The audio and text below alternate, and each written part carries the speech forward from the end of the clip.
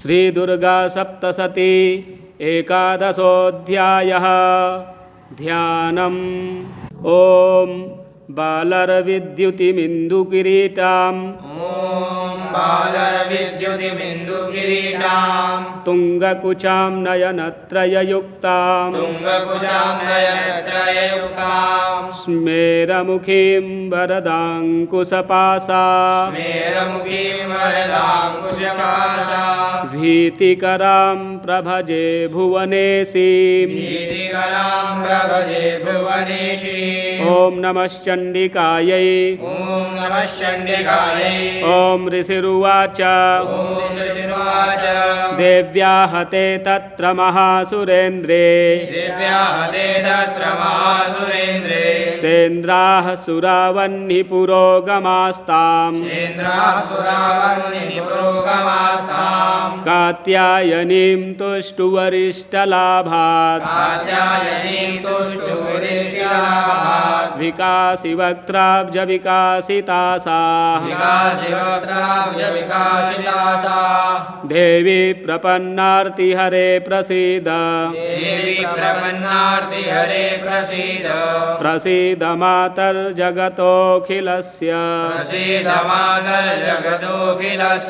प्रसीद विश्वेश्वरि पाहि विश्वम् त्वमीश्वरी देवी चराचरस्य आधारभूता जगतस्त्वमेका महीस्वरूपेण यतः स्थितासि अपां स्वरूपस्थितया त्वयैता दाप्यायते कृत्स्नमलङ्घवीर्ये त्वं वैष्णवी शक्तिरनन्तवीर्या विश्वस्य बीजं परमासि माया सम्मोहितं देवि समस्तमेतत् त्वं वै प्रसन्ना भुवि मुक्तिहेतुः विद्याः समस्तास्तव देवि भेदाः स्त्रियः समस्ताः सकला जगत्सु त्वयैकया पूरितमम्बयैतत् का ते स्तुतिः स्तव्यपरा परोक्तिः सर्वभूता यदा देवी स्वर्गमुक्तिप्रदायिनी त्वं स्तुता स्तुतैका वा भवन्तु परमोक्तयः सर्वस्य बुद्धिरूपेण जनस्य हृदि संस्थिते स्वर्गापवर्गदे देवी नारायणी नमोस्तुते कलाकाष्ठादिरूपेण परिणामप्रदायिनी विश्वस्योपरतौ शक्ते नारायणी नमोस्तुते सर्वमङ्गलमङ्गल्ये शिवे सर्वार्थसाधिके शरण्ये त्र्यम्बके गौरी नारायणी नमोस्तुते सृष्टिस्थितिविनाशानां शक्तिभूते सनातनी गुणाश्रये गुणमये नारायणी नमोस्तुते शरणागत दीनार्थ परित्राणपरायणे सर्वस्यार्ति हरे देवी नारायणी नारायणी नमोऽस्तुते सर्वस्यार्ति हरे देवी नारायणी नमोऽस्तुते हंसयुक्त विमानस्थे ब्रह्माणि रूपधारिणी हंसयुक्त विमानस्ते ब्रह्माणि रूपधारिणी कौसाम्भः चरिके देवी नारायणी नमोऽस्तुते कौशाम्बाक्षरिके देवी नारायणी नमोऽस्तुते रसूलचन्द्राहिधरे महावृषभवाहिनी श्रीशूलचन्द्राहिधरे महावृषभवाहिनी माहेश्वरी स्वरूपेण नारायणी नमोऽस्तुते माहेश्वरी स्वरूपेण नारायणी नमोऽस्तुते मयूरकुक्कुटवृते महाशक्तिधरे नघे मयूरकुक्कुटवृते महाशक्तिधरे नघे कौमारी रूपसंस्थाने नारायणी नमोऽस्तुते कौमारी रूपसंस्थाने नारायणी नमोऽस्तुते शङ्खचक्रगदासारङ्गग्रहीत परमायुधे शङ्खचक्रगदासारङ्गगृहीत परमायुधे प्रसीद वैष्णवीरूपे नारायणी नमोऽस्तुते प्रसीद वैष्णवीरूपे नारायणी नमोऽस्तुते गृहीतोग्रमहाचक्रे दंष्ट्रोद्धृतवसुन्धरे गृहीतोग्रमहाचक्रे दंष्ट्रोद्धृतवसुन्धरे वराहरूपिणि शिवे नारायणी नमोऽस्तुते वराहरूपिणि शिवे नारायणी नमोऽस्तुते नृसिंहरूपेणोग्रेण हन्तुं दैत्यान् कृतोद्यमे सिंहरूपेणोग्रेण हन्तुं दैत्यान् कृतोद्यमे त्रैलोक्यत्राणसहिते नारायणी नमोऽस्तुते त्रैलोक्यत्राणसहिते नारायणी नमोऽस्तुते किरीटिनि महावज्रे सहस्रनयनोज्ज्वले किरीटे महावज्रे सहस्रनयनोज्ज्वले वृत्रप्राणहरे चैन्द्री नारायणी नमोऽस्तुते वृत्रप्राणहरे चैन्द्री नारायणी नमोऽस्तुते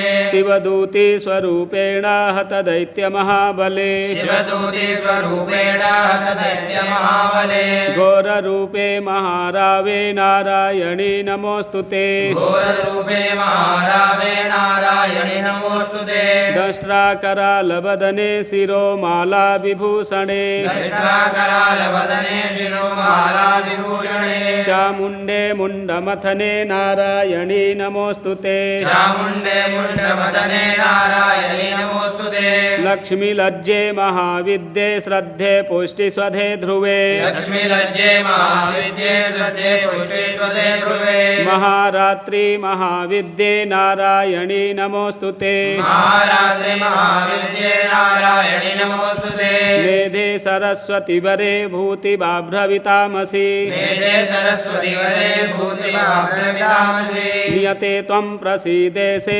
नारायणी नमोऽस्तुते नियते त्वं प्रसीदेशे नारायणी नमोऽस्तुते सर्वस्वरूपे सर्वेशे सर्वशक्तिसमन्विते सर्वस्वरूपे सर्वेशे सर्वशक्तिसमन्विते भयभ्यस्त्राहि नो देवी दुर्गे देवी नमोऽस्तुते भयभ्यस्त्राहिनो देवी दुर्गे देवी नमोऽस्तुते एतत्ते वदनं सौम्यं लोचनत्रयभूषितम् एतत्ते वदनं सौम्यं लोचनत्रयभूषितम् पातु नः सर्वभीतिभ्यः कात्यायनि नमोऽस्तुते पातु नः सर्वभीतिभ्यः कात्यायनि नमोऽस्तुते ज्वालाकरालमत्युग्रामशेषासुरसूदनम्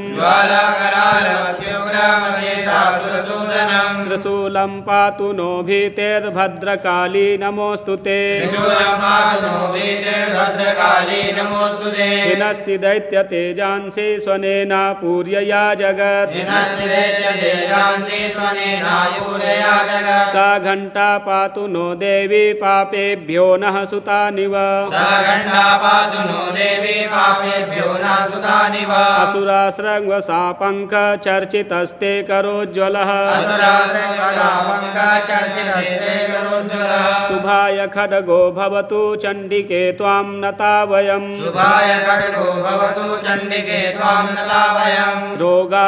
रोगानशेषानपहंसि तुष्टा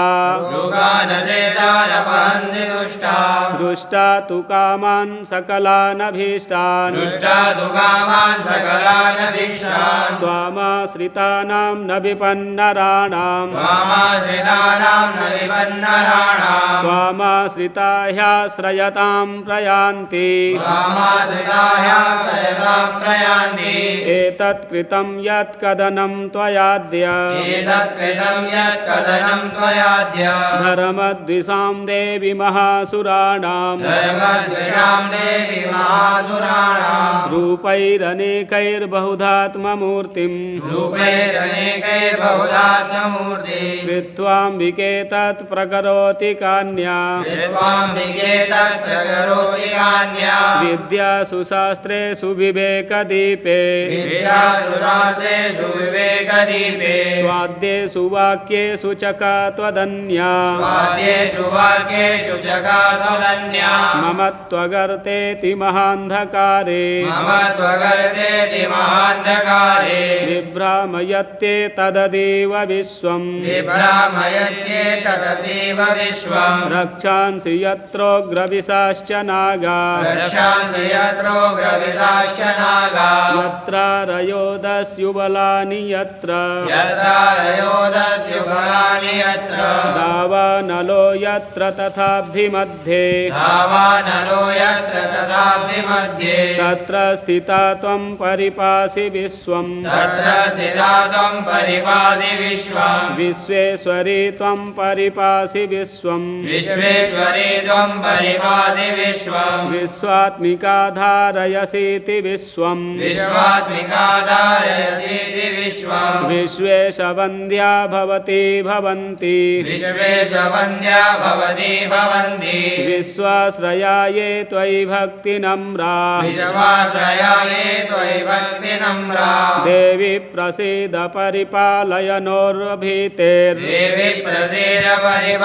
परिपालयनोरिभीते नित्यं यथा सुरवधादधुनैव सद्यः नित्यं यथा सुरवधादधुनैव सद्यः पापानि सर्वजगतां प्रशमं नयासु पापानि सर्वजगतां प्रशमं नयासु उत्पातपाकजनिताश्च महोपसर्गान्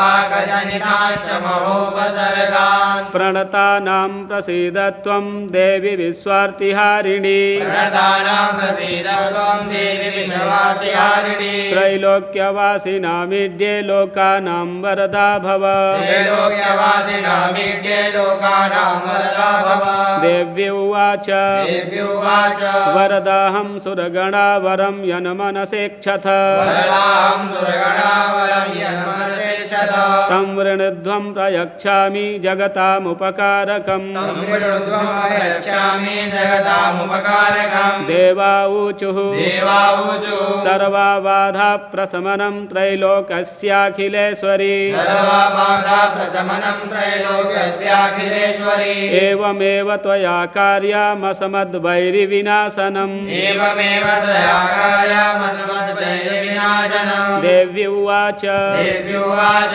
वैवस्वते अन्तरे प्राप्ते अष्टाविंशतिमे युगे वैवस्वतेऽन्तरे प्राप्ते अष्टाविंशतिमे युगे शुम्भो निशुम्भश्चैवान्या उत्पत्स्येते महासुरौ शुम्भो निशुम्भश्चैवान्या उत्पत्स्येते महासुरौ नन्दगोपगृहे जाता यशोदा गर्भसम्भवा नन्दगोपगृहे जाता यशोदा गर्भसम्भवा ततस्तौ नाशयिष्यामि विन्ध्याचलनिवासिनी ततस्तौ नाशयिष्यामि विन्ध्याचलनिवासिनी पुनरप्यतिरौद्रेण रूपेण पृथिवीतले पुनरप्यरौद्रेण रूपेण पृथिवीतले अवतीर्य हनिष्यामि वैप्रचित्तांस्तु दानवान् अवतीर्य हनिष्यामि वैप्रचित्तांस्तु दानवान् भक्षयन्त्याश्च तानुग्रान् वैप्रचिन्तान् महासुरान् भक्षयन्त्याश्च तानुग्रान् वैप्रचित्तान् महासुरान् रक्तादन्ता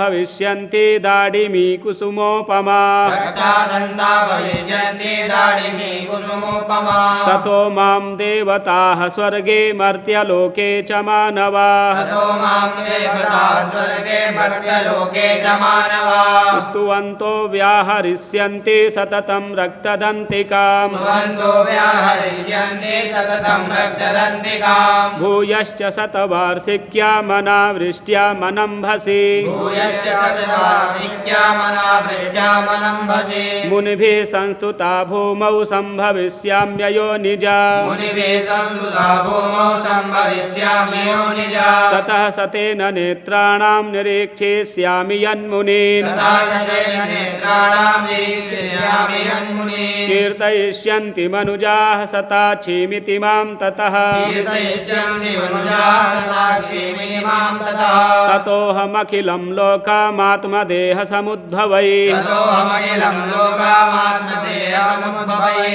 भरिष्यामि सुराः साकैरावृष्टेः प्राणधारकैः भरिष्यामि सुराशाकैरावृष्टेः प्राणधारकैः शाकम्भरीति विख्यातिं तदा यास्याम्यहं भुवि शाकम्भरीति विख्यातिं यदा यास्याम्यहं भुवि तत्रैव च वधिष्यामि दुर्गमाख्यं महासुरम् तत्रैव च वदिष्यामि दुर्गमाख्यं महासुरम् दुर्गादेवीति विख्यातं तन्मे नाम भविष्यति दुर्गादेवीति विख्यातं तन्मे नाम भविष्यति पुनश्चाहं यदा भीमं रूपं कृत्वा हिमाचले पुनश्चाहं यदा भीमं रूपं कृत्वा हिमाचले रक्षांसि भक्षयिष्यामि मुनीनां त्राणकारणात् रक्षांसि भक्षयिष्यामि मुनीनां त्राणकारणात् तदा मां मुनयः सर्वे स्तोषन्त्यान्नम्रमूर्तयः तदा मां मुनयः सर्वे स्तोष्यन्त्यानम्रमूर्तयः